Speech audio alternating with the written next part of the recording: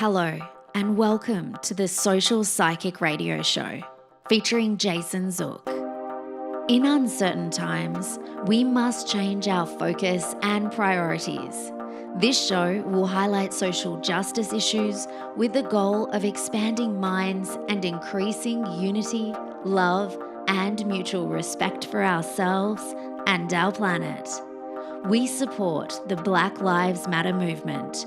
Our show aspires to promote social spirituality, which simply means that by coming together, we can solve any of our problems, including the goal of bringing an end to all forms of hate, discrimination, bias, or oppression. We must protect our environment, reform our criminal justice system, and protect every citizen from police brutality. When we come together, it becomes possible to bridge the gaps that plague our society and divide us from within. We the people means everyone. Hello and welcome to the Social Psychic Radio Show. This is Jason Zook. It's a great pleasure I have the opportunity of presenting special guest Michael Huber to the show today. Michael is a certified mental performance consultant, accredited by the Association of Applied Sports Psychology. He's also a father, experienced business advisor, athlete, and mentor. The primary focus of Michael's practice is serving young athletes and their families. All of his work is motivated by the desire for others to get the best out of their abilities and resources. Michael believes that mental performance coaching is about becoming aware of mental, emotional challenges, removing those roadblocks, and taking intentional action to improve as a person and performer. Our guest returned to school for a master's degree in sports psychology in his early 40s, based upon his desire to help others, but also due to his recognition that youth sports can be improved with an increased understanding of what makes young people tick. Prior to entering the sports psychology field, Mike spent almost 20 years as a successful business consultant, working for globally recognized professional firms such as Ernst Young, KPMG, and Cushman Wakefield. Of course, the most important aspect of Michael's life at this point is his two children, Patrick and Lucy, ages 13 and 11. It's a great pleasure that I welcome Michael to the show. Welcome to the show, Michael. Thanks, Jason. What a nice intro. I appreciate it. I appreciate the fact that you agreed to come on the show. One of the things I want to do with my new season of my show is not just look at spirituality and healing modalities, but actual practical applications of how this stuff applies in everyday life. And one of the things that I feel this stuff is really important with is youth athletics, collegiate athletics. And I wanted to first ask, what motivated you to go into sports psychology for your own field of interest at this stage of your life? It's a good question, and it's a long time coming. So I was always very much into sports growing up as a kid, playing, and always, like a lot of kids, wanted to be a professional athlete when I was young. And obviously that's very hard to do and didn't come to fruition. But I always had this sort of deep love for sports. But as I got older and went to college, I got, I don't know, just sort of co-opted by the idea of that, I need to be responsible and I need to get a job and I need to make money. But that was, always something I wanted to do. I just didn't really understand how to do it. And as I got into my late 30s and into my early 40s, I just really was having this sort of existential crisis about like, why am I doing what I'm doing if I don't really love it? And, I had been pretty successful in my work up until that point. I was pretty good at what I did and I was making a okay living and I had a little money saved up and I was like, well, I really want to make this change. So it took a few years to sort of work through the decision in terms of like, is this responsible, reasonable, possible, all those things. And then once I got to the point where I was like, I'm ready, I just sort of pulled the trigger and went back to school. And that was 5 years ago, almost. This April will be 5 years. Interesting. I just want to relate for the background on you for our audience. I found you on podbooker.com and I'm so glad I did. You're from my home state of New Jersey. And I was looking at your website and I saw that you've been working in this area for, as you said, for a while. And I wanted to ask you, how has your experience been with promoting yourself to high school athletics, organized sports, college athletics? How's it been for you to fit your role into what you do and how you can help student athletes become better at what they do? That's a really good question. It's challenging, but only because of a lack of awareness. I think most people don't really have an understanding of what somebody like me does. Certainly parents and young athletes and coaches understand that there's a mental element to sport that is tangible, right? In the sense that everybody knows it's there and they know it impacts people's performance and their feelings and all the things that go with being an athlete, but they're not really familiar that there's a whole field around it, right? People like me who actually specifically help athletes perform or performers perform, whatever your form of performance is. It could be a business person, it could be a performing artist, you could be whatever it is, but in my case, it's athletes. And I think once I educate parents and athletes on it, they're very interested in learning more and they're very interested in moving forward and trying it. I think the harder part for me has just been sort of building that awareness, like the general awareness through marketing and, websites and social media to get people to understand this is what I do and this is the problem I can help them to solve. I love the fact that you also have been involved in competitive baseball for 30 years. I wanted to see if you could share that experience with our audience. Yeah. And I would say that definitely influenced my decision, albeit maybe sort of secondarily. I played baseball from the time I was 5. It was sort of my first love. I played through high school. I wasn't great, but I was a good to very good high school player. I wanted to go on playing in college, but there were a lot of reasons why that didn't happen. Some of them were family related. Some of them were kind of just circumstances. But then I got into adulthood and I was living in New York City in my mid-20s. And I started working with a really close friend of mine who's a close friend of mine to this day, 20 years later. And he's like, "You want to play baseball?" And I was like, "Yeah."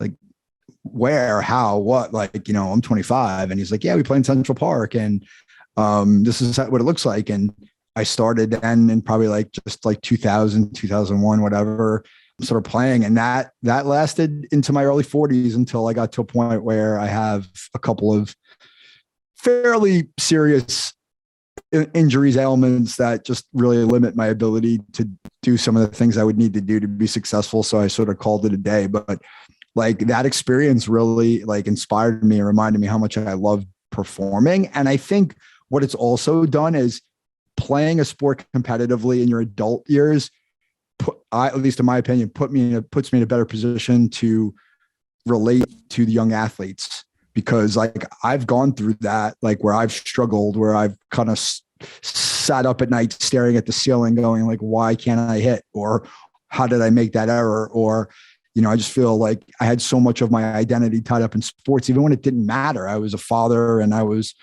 a professional and a husband. And all of a sudden, I was back to being a high school kid of oh my God, why am I not good at this? And so I think that recent experience really helps me relate to young people who go through these things. And a lot of times we're getting advice from people who haven't been there in 10, 15, 20, 30 years. And they just forget what it's like to actually be competitive and not always be successful. I was going to say something that I find interesting. I played sports when I was younger in high school, and I was not a natural athlete. I had to work at it and I never excelled at it, but it taught me a lot of important lessons for the game of life, so to speak. I learned teamwork. I learned individual accountability, responsibility, overcoming obstacles and setbacks. And so for me, this stuff fits into so many other aspects, not just for athletes, but for everyone.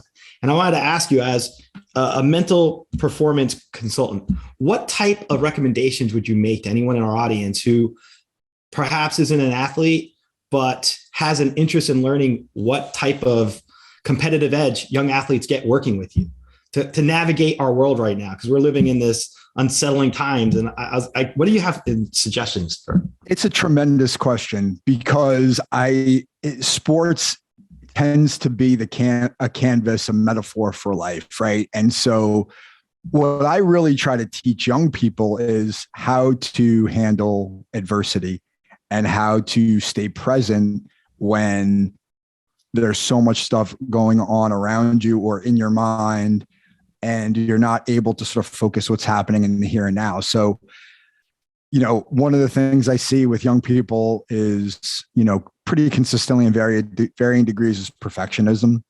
So, the feeling or the belief that they need to do everything correctly or they can't make a mistake. And it really derails them because they're constantly thinking about, well, what did I just do? Or what if I don't do this in the future? And I think that carries into adulthood. It's sort of like, if you relate it to the times we've been in the last couple of years, I think there's a lot of people who have a lot of anxiety about what if I get COVID? What if I lose my job? More so than even normal, because so much is out of the person's control. And that's something I talk to athletes all the time about, is like, what can you control and what can't you control? And it seems so elementary, but sometimes they don't even recognize it or realize it before they go through the exercise of like, oh, like I can't do anything about this. So what is the point? Like, what's the value in worrying about something I can't control? Now, it's not always that easy to snap your fingers and stop the worry. But if we know we're worrying about something we can't control, we do have a choice to do something about it. And I think that's something that seems obvious, but when your thoughts and emotions are taken over, it's not that obvious, right? It doesn't seem like it's possible. Interesting. You say the what if part. When I work as a psychic and give readings to people, one of the things I tell anyone I work with in my private life, personal life, professional life, everything, is to say anything that starts with what if, when you're thinking it, it's likely not going to ever happen. So you need to minimize those what if thoughts, kind of put them in a little box, lock them away, and try to focus on those positive things that you can control, things that you can react to. And it sounds like you do that in your line of work with athletes, and that's fascinating. I'm very excited to hear that. What do you think about anyone who deals with anxiety as an athlete? How do you work with students who deal with their own anxieties and fears beyond just what if thoughts, but actual like habits that feed into their anxiety, their stress? How do you help work with students like that? Yeah. So I think to start, I would say, there's a distinction in my world between performance anxiety and clinical anxiety, right? Sort of generalized anxiety.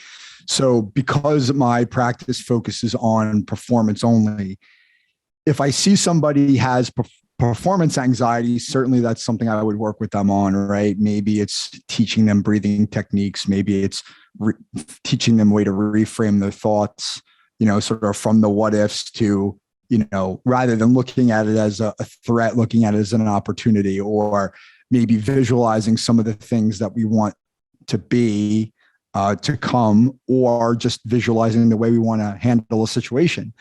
And then that all obviously relates to their performance. Now, if I see that someone's coming to me and that anxiety is sort of permeating all areas of their life, I would likely refer them out to somebody who's a clinical psychologist or psychiatrist, et cetera, depending on the degree. So part of my training was understanding those sorts of clinical disorders, psychopathology, to say, hey, like, this is beyond my scope. I can't treat someone with medication, or I can't treat some of these broader things. But the same principles apply, in the sense that the same tools are available to somebody like me versus somebody who's a clinical practitioner, right? It's really helping people to, I think, to get a handle on it. And I am diagnosed as being a generalized anxiety disorder sufferer. I am treated with medication, which I think helps me as well to understand like what anxiety can do to somebody.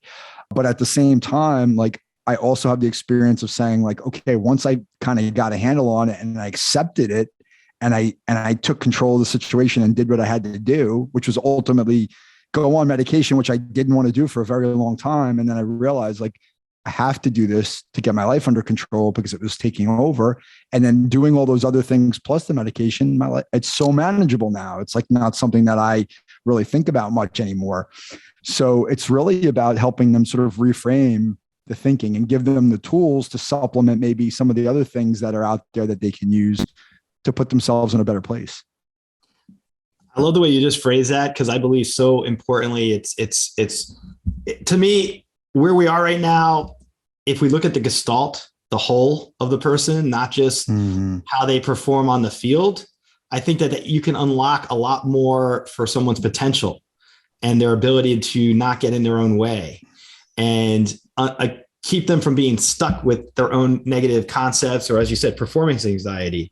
One of the things from reviewing your information, I know you have some core values such as strength-based coaching, accountability.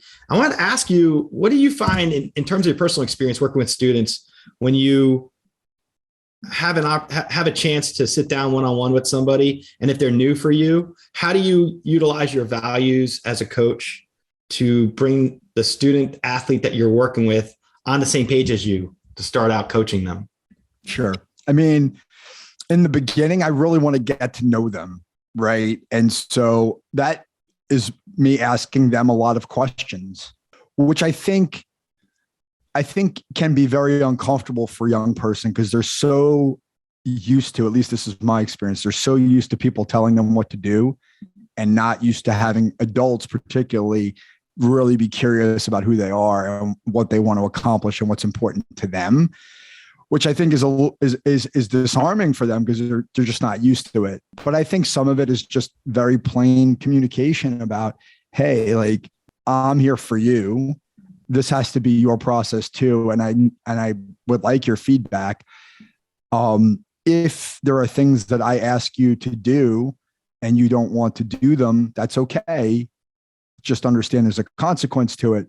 So I really try to put them on an equal playing field with me. And like you said before you sort of prompted the question, was putting the person before the performer, right? Looking at them as a whole so that they don't feel like you're only there so that they can, be great, because so much of them is bigger than what they do. And I think if I tie it back to an earlier comment, I think identity has a lot to do with perfectionism. What do I mean by that? What I mean is that so many of these kids, so much of their identity, like if you have viewed your identity, and I've done this before, if you view your identity as like a pie chart, and you divide it up and say like, okay, for me, 50% of me is a father, 40% of me is a coach, and 10% of me is an athlete. No, so I'm making that up, right? If I'm not doing a good job as a dad, I'm gonna have a really hard time accepting that because I look at myself and say, it's such a big part of who I am, right? For a kid, they're looking at themselves as an athlete, probably 75%, maybe more, right? Like it's so many of the eggs that they have in their identity basket are on athlete. And so when they screw something up or they make a mistake or they don't play as well or perform as well as they want, it's not like, hey man, I had a bad day. It's, I'm a bad person. Like I suck, right? The language, the self-talk is so negative because it's like they expect themselves to do things. And for me, it's helping them understand. I can't make them understand, but helping them understand that that's just part of who they are. And that mistake or that suboptimal performance is something to learn from. And it's just a one-time thing because they wouldn't have got to where they are without being successful the vast majority of the time. But somehow the emphasis is on, I screwed this up. And all the other stuff that they've done for the last 10 or 15 years is completely ignored, which is distorted, right? It's total distortion of reality. Reality is you're really good at this.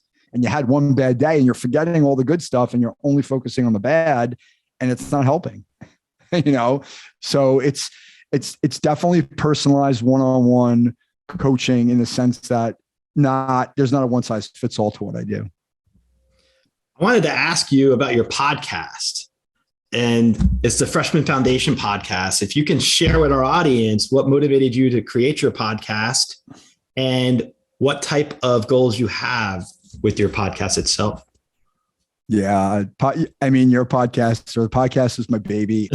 So I started it, it was like really based on a hypothesis that I had. I worked a couple of years in a high school and I was coaching in a high school through my grad training. I was interning and I spent a lot of time with 16, 17-year-old, 18-year-old kids who were very, very accomplished athletes.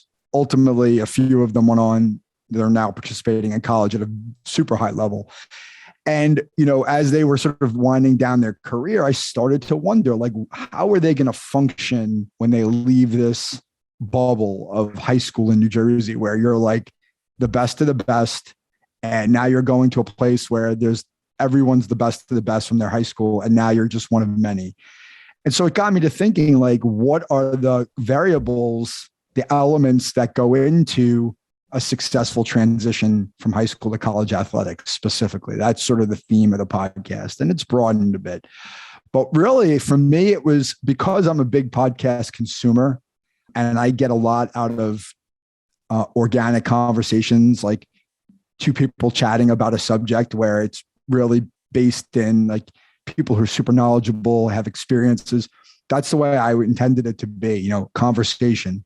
Hey, let's just talk about this. You tell me about your story. Let's talk about it.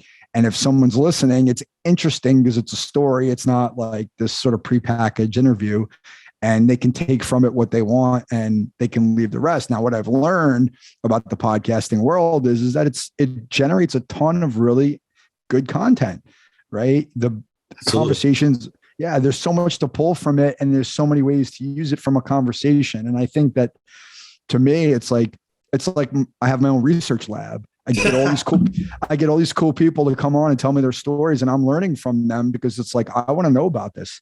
And I think curiosity is a big part of who I am. I love to ask people questions to learn more about why they do what they do, and what can I learn from them versus like, hey, I'm so smart, listen to me talk, for 45 minutes by myself. Like, no one's going to want to listen to that. Absolutely. I do want to share our audience. We had the benefit of a call last week. And when we first got on our call, the intro call before this, it was, you're from Jersey. What exit are you from? And that's the common Jersey joke, right? I just felt as soon as we started talking about things, I was really excited to have you come on the show because I've interacted with student athletes over the years from the University of Tampa, where I went to school. And I know that what you're doing right now is so important for people on the high school level going into the college transition and all that. And you raise some interesting points because with your podcast, you get to learn and educate yourself by talking to interesting people. Plus you create content, which is such a great higher purpose, right? What I want to ask you is when you look at where we're going, where we've been the last 2 years, and the headlines in the sports world is a lot of mental health stuff. Sure. We all deal with mental health. You mentioned earlier about your mental health. I've made it clear to my audience that I've dealt with anxiety and depression for like 20 years. And it's how we navigate the anxiety and the depression during these trying times that's just so important. I want to ask you, in your capacity, what you do, how have you seen mental health impact the student athletes you work with? And what recommendations do you make to improve awareness of mental health issues for athletes? I think, honestly, first and foremost, I do still think there is a stigma, right? And it's a pretty trite phrase, but there's a stigma with mental health issues. I even see it in mental performance coaching. What do I mean by that? Like with me, people are not necessarily reluctant to do it. The people, my clients, I think they're enthusiastic, but I think there's a reluctance to tell other people they're doing it, right? So there's this perception that like, oh, there's something wrong with you, or I don't want to show weakness by telling somebody that, hey, I'm working with somebody on my mental game. And I think that's a problem because whether you are medicated or you go to a therapist, like I've gone to therapy for the last 8 or 9 years, like, telling other people about it is half the battle, right? Like this normalization of like, hey, I do it, I've done it, and it's helped me. And it's not something to be ashamed of. And listen, I think to the credit of the professional athletes, college athletes, the higher profile people out there, the organizations, they are really trying hard to normalize mental health, which I think is really great. For me, and this is a personal bias, I think, I think what you just said is really important, right? It's sort of accepting it. It just is what it is, right? We have to deal with it. And once you know and you're aware, not doing something about it, I'm not saying it's not okay, but like to me, it's like, what? It's not something to be ashamed of. So, but then you've got to go and you've got to take the actions. And that's a big part of like my coaching in general. Like once you know something's amiss, you could do whatever you want. It's not for me to tell you, but I'm suggesting you do this. And if you take the suggestion, things are going to get better. If you don't, that's fine. But that's just you choosing to probably to suffer. And that's okay too. But like, I'm not going to do the suffering for you, right? You're going to do it yourself. So I think it's coming around, but I think there's also deep down inside, I think there's still this stigma subconsciously that, hey, like, I don't want anybody to know that I'm struggling. I really want to be okay and want everyone to see that I'm okay. And social media is a big topic of conversation on my podcast, how it affects young people. I mean, it affects all of us, but how does it affect young people particularly? And it comes up a lot because I think it changes behavior and not necessarily for the good. And so like, how does that contribute to some of the challenges that we see young people have? Interestingly enough, I will say this. You see now, like the NFL has their own mental health and wellness program that they take. Yeah. And you see other athletes coming to the forefront and establishing and making clear that they've gone to counseling, like Michael Phelps with BetterHelp, I think it was, if I recall correctly. You think professional athletes could do more? Coaches, athletes, and facilitators and educators, do you think they can do more to help remove the stigma of mental health awareness? And if so, what steps do you think we could do? That's a hard question to answer. I mean, listen, at the end of the day, too, it's very personal to people. And so it's also hard for me to criticize somebody who doesn't come forward and share if they're not comfortable. Sure. But I think by and large, if you look at the percentage of athletes who've sort of identified an issue and come forth and publicized it relative to the total population, I think it's probably underrepresented, right? So I think in general, there's probably more people who are suffering from mental health issues than are not. And so the ones that are not coming forward, they may just be too scared. They're human, right? But at the same time, I think if more of them were willing to come forward and share their story, it probably would help. So to me, it's kind of a slippery slope though, because I get it. There's plenty of people I know in my life who have been through a lot of stuff that's actually admirable from where I sit, things that they've been through. But for them, the thought of being open about it to somebody else that's not like in their inner circle is really hard. And that also can create more anxiety, right? So it's kind of a slippery slope. But I think as it becomes more normalized, we'll start to see more people come out. How have you worked with parents with the transition from high school to college athletics? What type of role do you take assisting them with that transition? Yeah. So, I think with them, with parents, it can be even trickier sometimes because there are most parents or a lot of parents have been through the process of transitioning to college, right? Whether it's an athlete or not. So I think we all have an ego, right? And a lot of people say, hey, I've done this before. It's my kid and I know what they need and you don't. And that's fair. And that may be true. I think the value I bring to the process is a couple of things. One is objectivity in the sense that it's not my child. Therefore, the emotion, there's certainly not as much emotion. Some of my athletes, don't get me wrong, I have an emotional attachment to it some level after a while, and I want to see them succeed. And I've got more than just like, I'm not a robot, right? But they're not my kid. I can have a conversation with them and not feel like, if they don't succeed, then I'm a failure. Like that's not the way I look at it. So I think the objectivity helps because I could talk to the kid about things maybe they can't talk to the parents about. I think the other piece of it is I think parents are more apt to look at results, outcomes, and process because it's your kid again, like, hey, we've been doing X for the last 10 years and you've spent all this time and you've worked so hard and we spent all this money and blah, blah, blah, blah, blah, which is all true and it's valid, but it's also like, hey, you just got to take your hands off the wheel. That's, let the kid at 17, 18, 19 years old, they're going to have to figure this stuff out. And you want to give them the skills to succeed in life. And so that might be getting comfortable talking to somebody else who can give you a different perspective, give you some tools that I can't give you.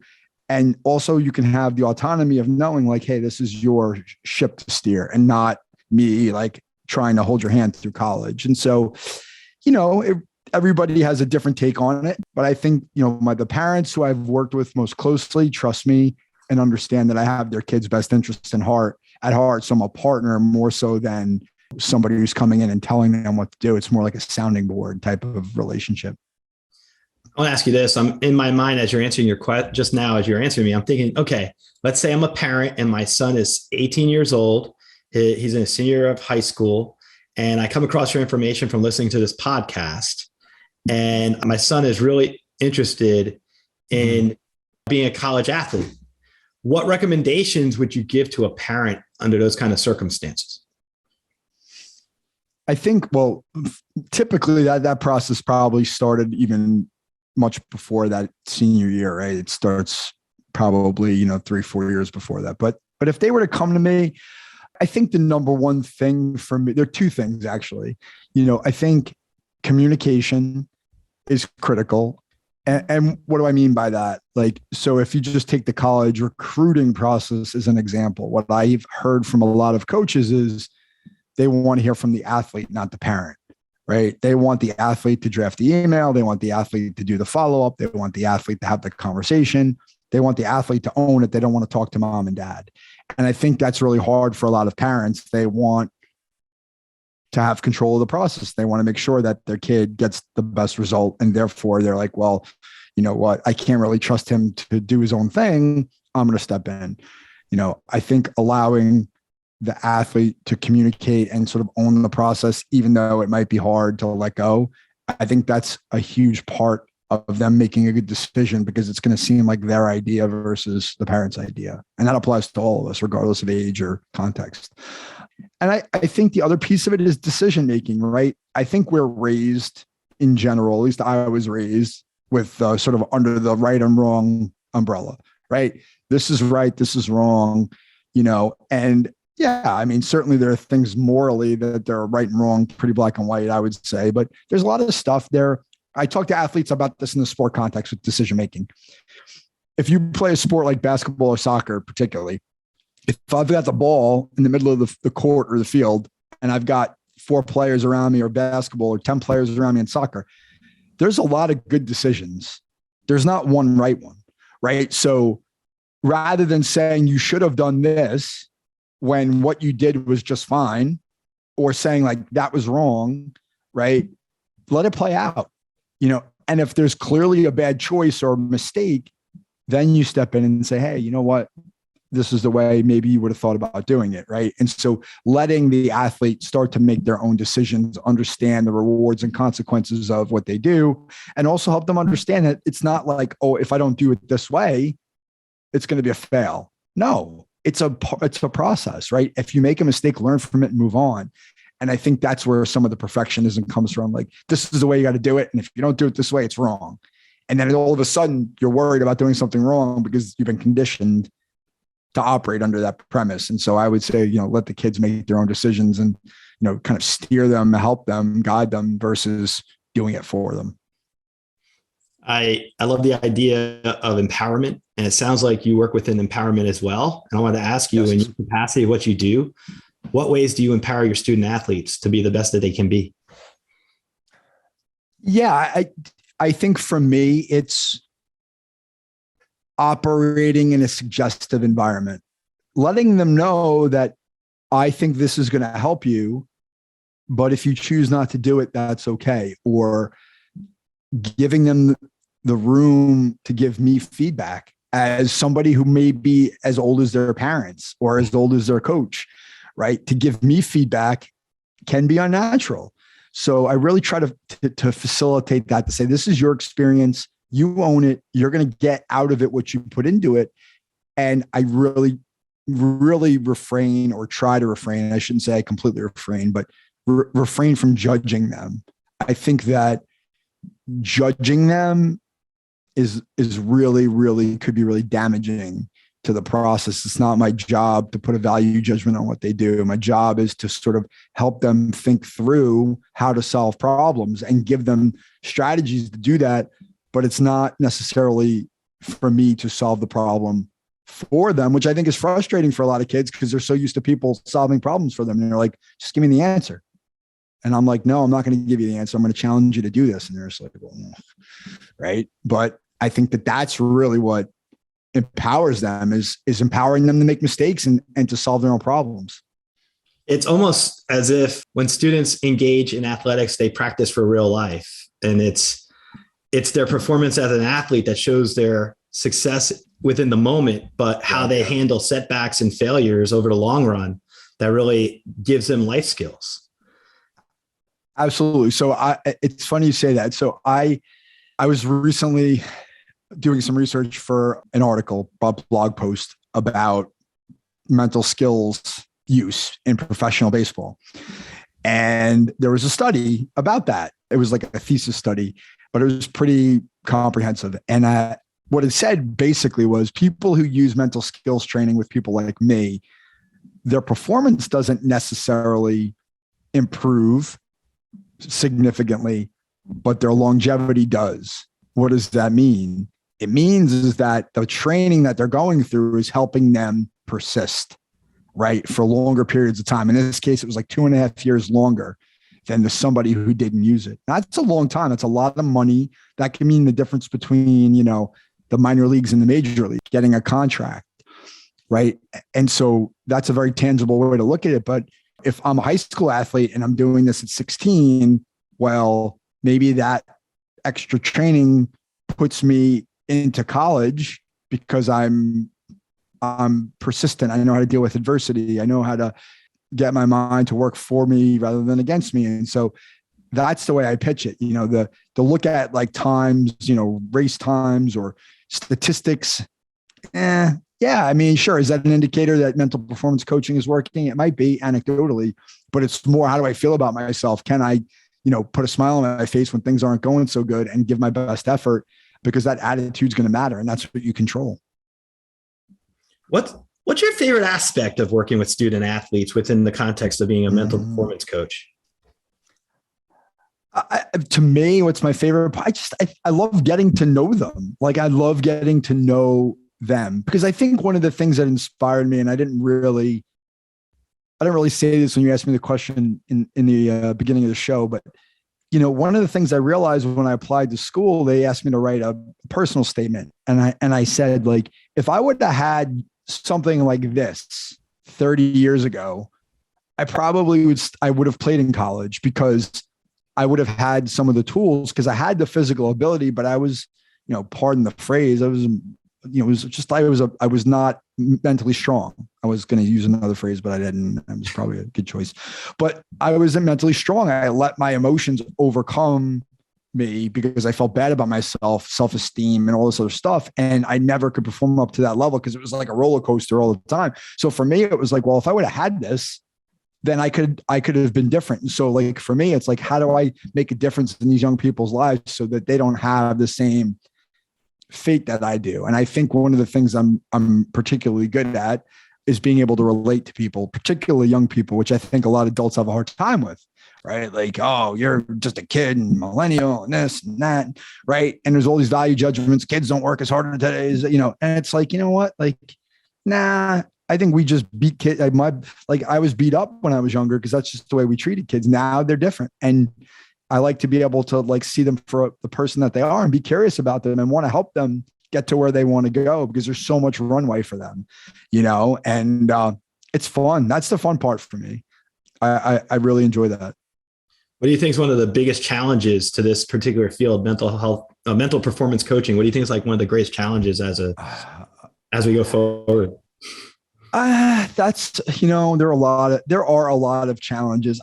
I think probably the most obvious one is that, any sort of mental training or any sort of mental health service is very intangible, right? It's really hard to measure success, right? Results. And so we live in a results-oriented world. We want something for the investment that we're making, time or money. And for a lot of people, if you can't like either show it or prove it, for them, it's not worth the time and effort. So I'd say that's a big one. I think the other challenge is accessibility, and this is something that always sort of challenged me when I was going through my training, was like, what I do, one, there was a big investment on the front end for me to get a degree in this field. I spent a lot of money and a lot of time, right? And what we do is a very luxury item that comes in some cases with a luxury price tag, and not everybody has access to it, right? So how do you give people access to what I do on a broader scale? I think part of that is technology, and you're starting to see that in society in general. Mental health stuff is kind of going online, and there's good about that. There's also not so good about that, right? Like, I give the best the best of myself when I have a relationship with somebody one-on-one. If you're texting with somebody or you have some sort of app or platform that's just sort of for everybody, you're probably not getting the same quality of service, but you're also getting access to something that's affordable. I think the next frontier will be into the schools, right? So professional sports has it on varying levels. College sports is getting there in terms of having people on staff. Maybe the next level, having these kinds of people in schools at the high school level, right? Where you have a sports psychologist on staff for the entire athletic department, but you're educating them. You have a resource. You can bring in other people and normalizing it and maybe have a budget for having consultants and things like that. Because I think awareness is lacking and there's only so many of us. I mean, I'm certified. There's maybe, if there's 1,000 people right now, it's a lot. So 1,000 people out of 330 million in the US is not a big number. So it's just accessibility and there's not a lot of people. So I think those are the biggest challenges. And then just sort of like overcoming, like I said before, that sort of natural inclination to sort of shy away from anything that's mental health related because there's a stigma tied to it. One of the things, as I'm hearing you answer that, I'm thinking to myself, if we can remove the stigma of mental health and help athletes understand on the student level, help them understand that what they're experiencing, if you express it and you get help or you work it out, it'll make your performance improve. And I delve in the area of mindfulness, meditation, healing modalities. And it sounds like if you could bring that to the scale of what you do within your capacity as a mental performance consultant, and if the athletic teams and parents and everyone got on board, this would be a much better experience for our student athletes. And I wanted to ask your opinion on that. I couldn't agree more. And, one of the things that I heard at a very early juncture when I started doing this work was from my athletes, the clients, that just talking to somebody helped to lighten the load, right? Like just to have somebody to talk about like what's going on, like helped. Mindfulness. Like I would say that aside from my younger athletes who are sort of younger than high school age, which I have a few of those, I asked them to try mindfulness meditation. And I ask them to do it for 5 minutes. I'm like, I'm not going to, it's not overwhelming. I want you to just try it and see if you like it. And what I find is most of them do enjoy it. One, it's a quiet time away from looking at screens. No one's bothering them. Yeah, maybe I'm a little antsy. I'm not comfortable with my thoughts or I'm uncomfortable sitting there. But I think if they stick with it, they really start to see the benefit because things start to slow down for them. And what I mean by that is they're much more aware of what's happening. And when it happens, they don't panic. Like, oh, no. They're like, okay, like I know it's happening. I got it. I'm aware of it and I can do something about it.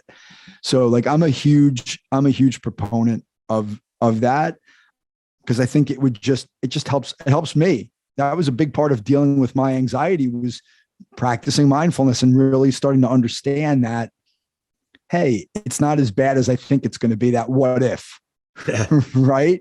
That what if of like, oh, what if what if I'm having any what if? Yeah, any what if, right? Right, exactly. And it doesn't matter what the what if is. It's just if it starts with what if, it's not going to happen like isolated. It's not good. Yeah, and it's not productive. I mean, listen, I will say this. I mean, in fairness, right? Like, what if I do talk about this with athletes? One of the things that we talk about is previewing, right? What if this happens? But it's in the context of a game, right? Like, what if this happens? Okay, then what are you going to do about it, right? Like, so you're solving the problem before it happens, but you're not worrying about something and not trying to pose a solution to it, right? Going what if and trying to preview something without trying to put a solution on it, like in advance, well, that's pointless.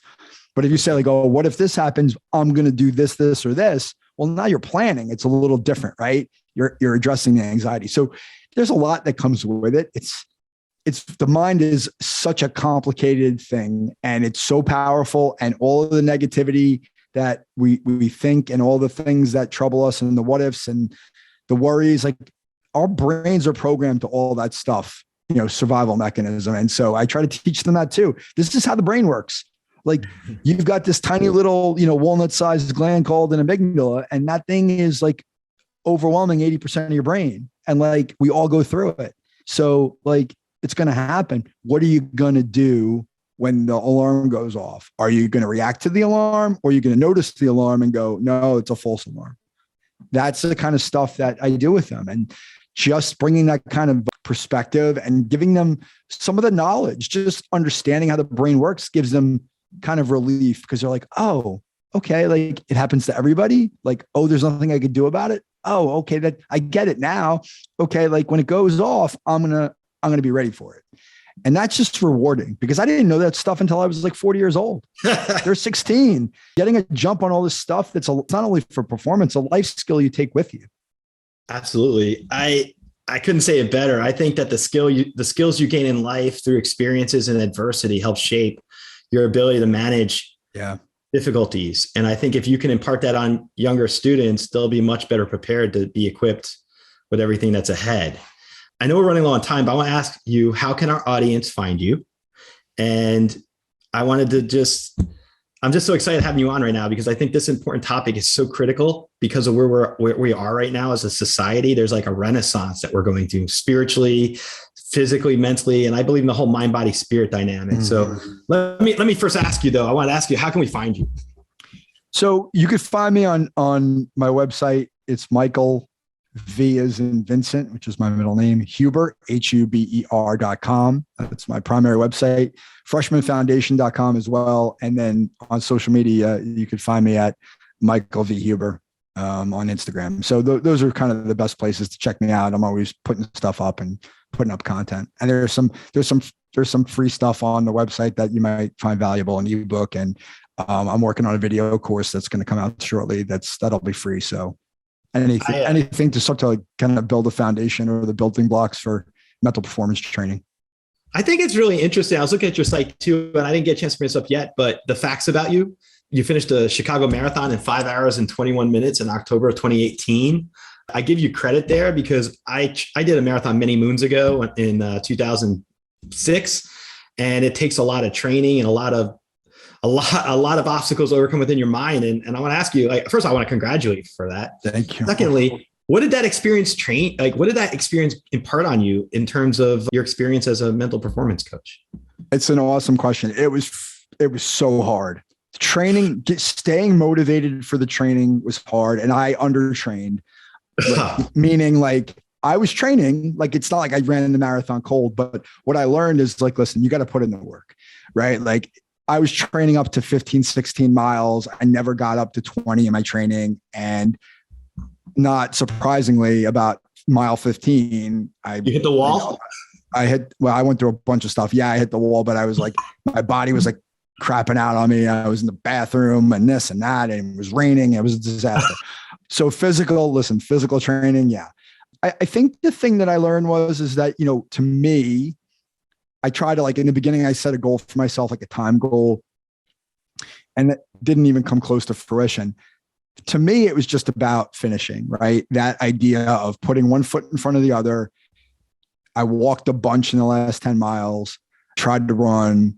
I felt like crap, but you keep going. And, crossing the finish line was like really emotional, because it's like, the fact that I know I could do this, I don't even care about the time. And I think for me, a lot of things I do in my life are about process now, about like, am I capable of enduring the roadblocks that come up with anything? And the marathon was a great example of that. It just, and I look back on it and I go, man, I'm so glad I did it. I never did it again because I just didn't want to invest the time. And it does relate to the work I do, because motivation, is such a big part of what I do as well. Helping people understand how motivation works, how it's sustainable, how it's unsustainable. If you're training for something like a marathon and you don't really love it, it's going to be really hard to do. Absolutely. And you do it once and like, I did it, but like, I don't love running. Why am I going to spend hundreds of hours running if I don't actually love it, And so I think that's important. And I think what happens a lot of times with young athletes is that they do it because they think they need to do it, or they've been doing it for 10 years, or so-and-so wants me to do it, or I want a scholarship, and they don't love it as much as they used to. And it becomes a challenge or a struggle. So how do we help them find the motivation in what they're doing to keep going? So That's interesting. And I saw that point. I think back to when I trained for my marathon, I did one full and two halves.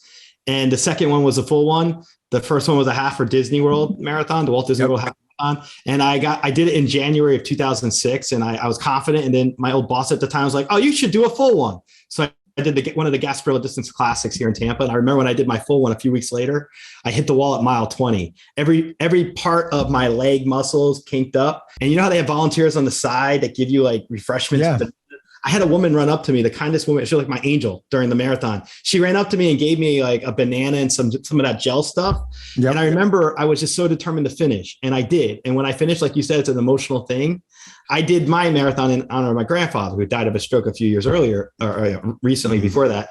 And I find that you're right. When you can overcome that hurdle in your mind to realize you could do 26.2 miles. It might be hard. You might not be the fastest, but you can finish. And by finishing itself, it reinforces so many core values within yourself and gain confidence. And I think any task in life, when I talk to people now and they have big things they have to accomplish, I'm like, break it into like 1 mile. If you did a marathon, it's like 26 1 mile runs.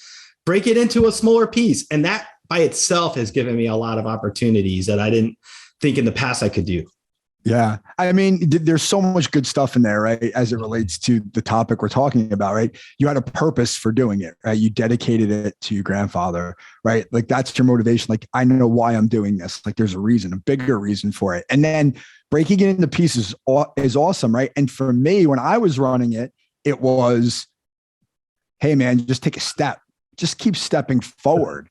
And then mindfulness comes into play of like, just be present with where you're at and appreciate and have gratitude for the fact that you're able to move your legs and, just keep going forward and just appreciate like the moments rather than thinking about the finish line. And I think that's really hard. And I'm actually working with an athlete who's a track athlete, but not like long distance, short distance. But I said that it's like, she's thinking about all this big stuff. Like, what if I don't do this and my performance, my time? I said, just appreciate where you're at, feel your feet on the track, like feel your hands on the track, like feel the way that your spikes hit it. And what does it sound like? And like, just be appreciative of the fact that you're there and break it into that little process of like, hey, and she's like, oh, okay, I'll try that. And we'll see, she's literally running today and we'll see if it works for her. But it's, breaking it down into those little pieces, really being mindful of what you're doing and why you're doing it and why it makes you happy and what you're getting out of it versus like, oh, I have to go do this in a certain amount of time.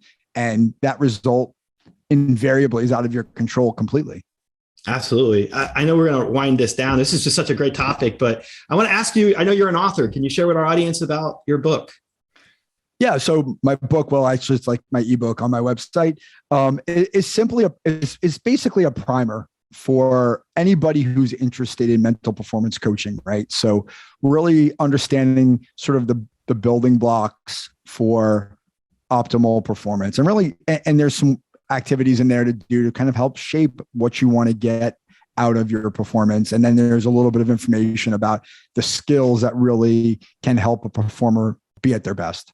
I really enjoyed having you on today because for me, this is something that I have a personal interest in because I think after seeing headlines and watching professional athletes suffer with mental health issues, I'd like to dedicate this show in part to some of these topics because of how critical and important they are. And I know you've come back at this stage of your life to make this your mission. And I respect you for that and appreciate it. So I want to thank you for sharing your expertise with us today. And I look forward to working with you again in the future. And Thank you, Jason. It was a pleasure to be on. Thank you for thinking of me. As much as I like to learn about other people, I do every once in a while enjoy sort of talking about what I do and telling my story because I think there's value in it.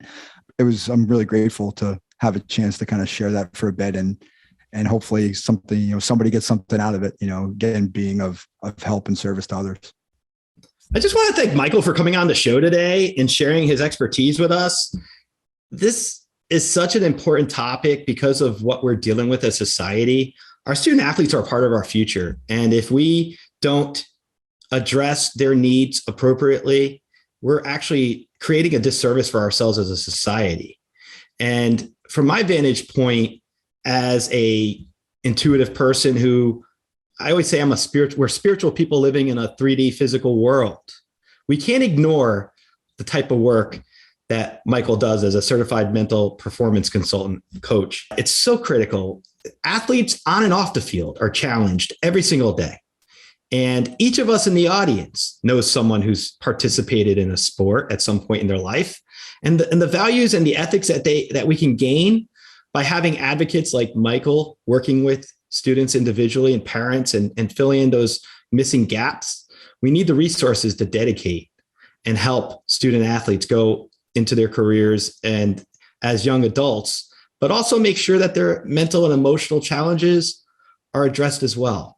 So I really would like to encourage my audience to reach out to Michael if you have any questions about certified mental performance consulting or anything regarding his expertise, because it's so critical and important. And ethics and mental health and all these various things, gamemanship, teamwork, so important for performance to be optimized. So check out this information. I'll have it in the show notes, and we'll have more material about this type of stuff in the future. I find it fascinating to have someone like Michael come on the show because of his particular perspective and point of view regarding sports psychology and intersection with everyday sports for our student athletes. So I thank you for tuning into this episode. More important than anything else, stay positive, because when you're positive, anything's possible. Thank you. Thank you for listening to this episode of the Social Psychic Radio Show. Don't forget to join us for another episode next time. If you enjoyed the show, we'd love for you to subscribe, rate, and give us a review on iTunes. You can also check us out on Facebook, and don't forget to visit the Social Psychic YouTube channel. Until next time, it's a big world out there. Keep an open mind, embrace your paradigms, and know that the universe is always yours to explore.